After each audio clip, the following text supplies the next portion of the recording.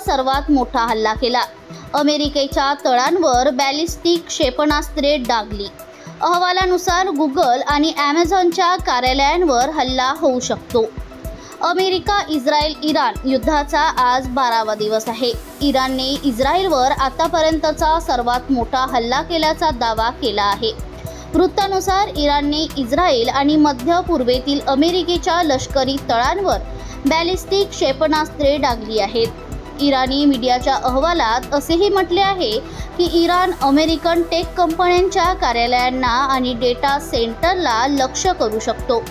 संभाव्य लक्ष्यांच्या यादीत Google, Amazon, Microsoft, एनव्हिडिया, IBM आणि ओरेकल सारख्या कंपन्या समाविष्ट आहेत। इस्रायल, दुबई आणि अबुधाबीमधील या कंपन्यांची कार्यालये आणि डेटा सेंटर देखील लक्ष्य केले जाऊ शकतात।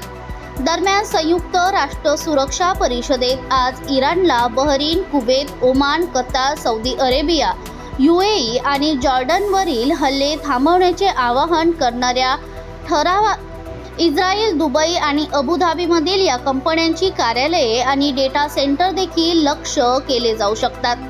दरम्यान संयुक्त राष्ट्र सुरक्षा परिषदेत आज इराणला Bahrain, Kuwait, Oman, Qatar, Saudi Arabia, UAE आणि जॉर्डनवरील हल्ले थांबवण्याचे आवाहन करणाऱ्या ठरावावर मतदान होणार आहे।